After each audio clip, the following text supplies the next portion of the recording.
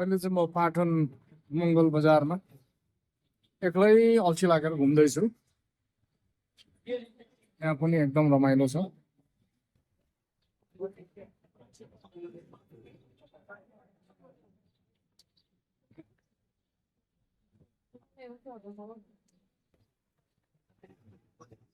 कृष्ण मन्दिर छ यहाँ।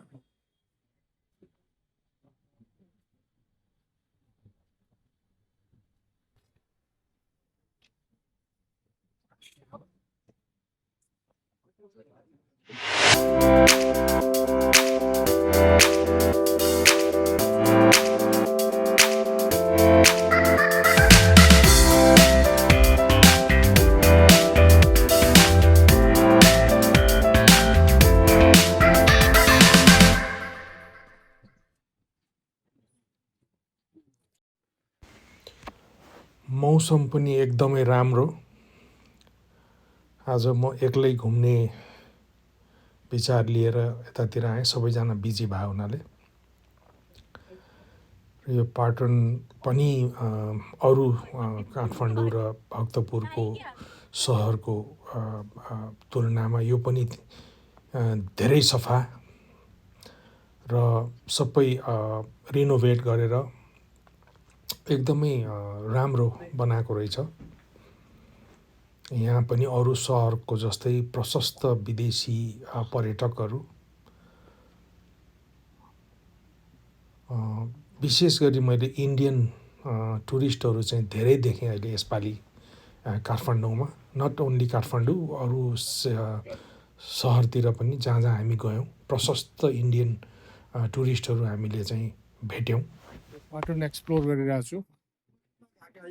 पुरानो पुरातात्विक महत्त्वको मन्दिरहरू, ऐतिहासिक ठाउँ हो यो ललितपुरको, नेपालकै भनौँ। विभिन्न देशी विदेशी पर्यटकहरू प्रशस्त देख्न पाइन्छ।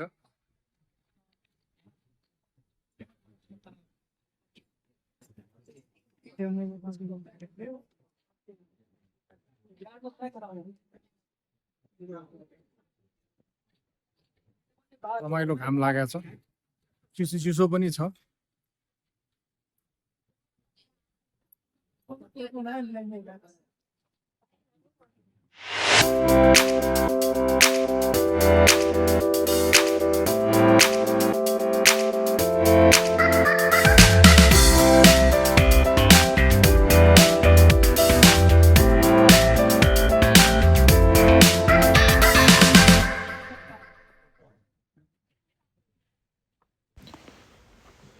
हाम्रो देशको पौराणिक र ऐतिहासिक महत्त्वको सम्पदाहरूको संरक्षण र सम्वर्धनमा अहिले वास्तवमा पुरै मुलुकको चाहिँ स्थानीय सरकारले गरेको कामहरू चाहिँ सराहनीय नै लाग्यो मलाई। यसलाई चाहिँ हामीले अप्रिसिएट गर्नै पर्छ।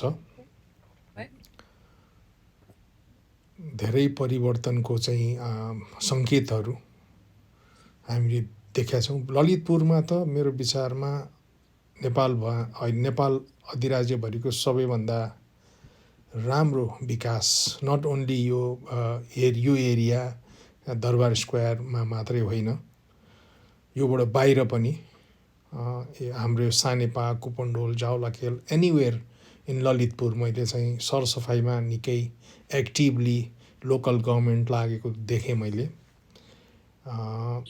सानो सानो कुनामा गल्लीतिर पनि यो देख्न पाइन्छ। गभर्मेन्टको चाहिँ त्यहाँ चाहिँ पहुँच पुगेको छ भन्ने कुरा देखिन्छ, खुसीको कुरा हो।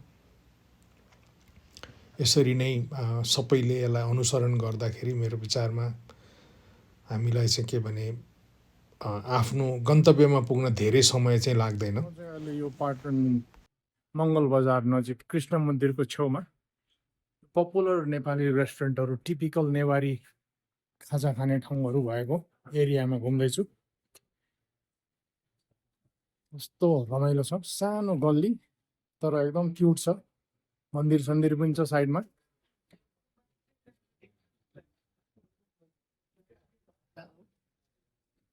यहाँ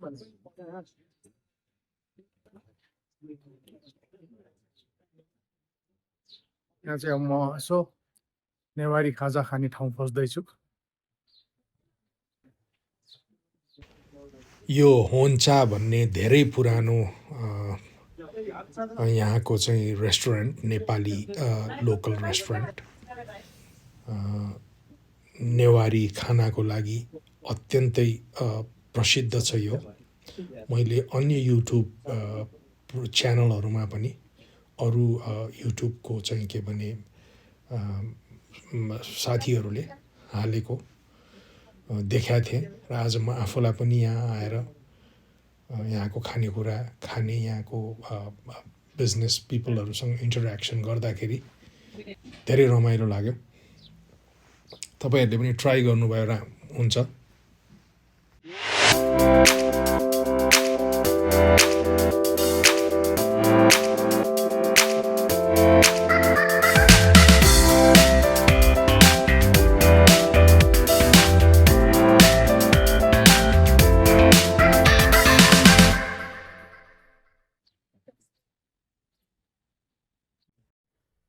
अहिले चाहिँ म यो पुलचोक लबिन मल अगाडि त्यो ओभरहेड ब्रिजमा चाहिँ पेडेस्टेरियन क्रसिङ छ यहाँ। त्यसबाट तल पुलचोक र कुपन्डोलको ट्राफिक यस्तो छ। आज म एक्लै घुम्दै निक्लिरहेको छु। आज चाहिँ मेरो धेरै पुरानो दोस्त जीवनसँग भेट भयो। हामी अहिले यो सिद्धार्थ रेस्टुरेन्ट धोबीघाटमा छौँ। आफ्टर लङ टाइम जीवन नेपालगञ्जबाट आइपुग्यो। हामी एकछिन अब यहाँ बसेर अनि फेरि घर फर्किन्छौँ। खुसी लाग्यो साथीलाई भेटेर। अब हामी चाहिँ आज बिहान सबेरै तयार परेर भक्तपुर घुम्न जाँदैछौँ। हाम्रो हरिभाइ चाहिँ हामीलाई आज लिएर जाँदैछ। हरिभाइले, हरिभाइ पनि ह्याप्पी नै छ, अलिअलि स्माइल पनि गर्दैछ हरिभाइ। यहाँ ओके गुड। त्यसपछि अब हामी घुमघाम गरेर फेरि न्यु रोडतिर जान्छौँ। अरू के हुँदै गर्छ, बाटोमा आइपर्ने प्रोग्रामहरू पनि एड हुन्छ होला।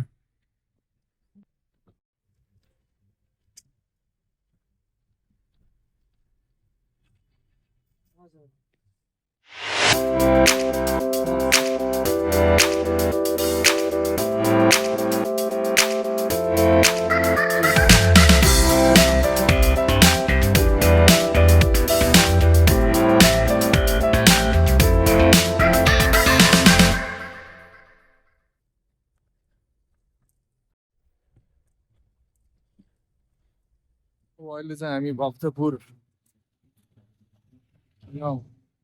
नगरपालिकाभित्र छिर्यौँ। गाडी पर सिडी अफिसमा पार्क गरेर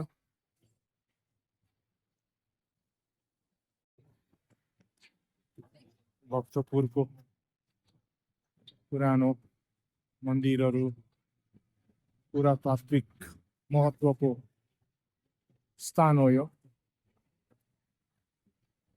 ऐतिहासिक सहरमा आउँछ यो भक्तपुर।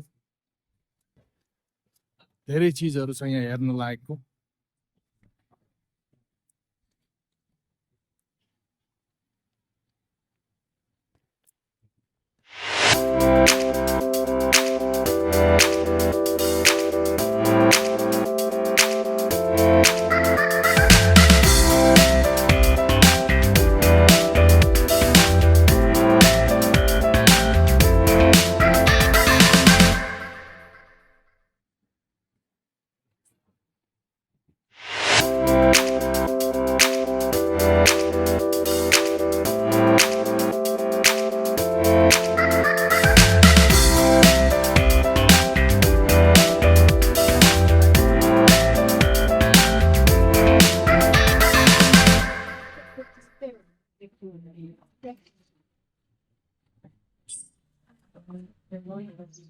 भक्तपुर बजारभित्र बन्दीपुर जस्तो जस्तो लाग्दो रहेछ।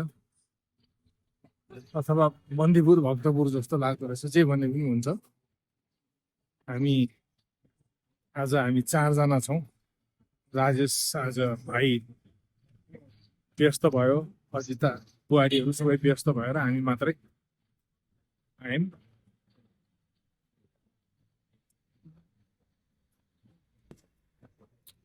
विभिन्न अब हामीलाई यहाँ भित्रको सबै कुरा ठाउँ रमाइलो रहेछ। भक्तपुर बजार हामीले चाहिँ त्यहाँ भक्तपुरको हलुवा स्वारी खानलाई पुरानो ठाउँ खोज्यौँ, तर त्यहाँ त्यस्तो ठाउँ त फेला परेन। तर पनि यो एउटा चाहिँ रेस्टुरेन्ट भेट्यौँ अनि त्यहाँ बसेर हामीले चाहिँ चेरी स्वारी हलुवा, त्यसपछि त्यो तरकारी आलुको, अनि त्यसपछि यो स्विट्स, यसको प्याकेजै हुँदो रहेछ। मिठो थियो, मजा आयो खाँदाखेरि।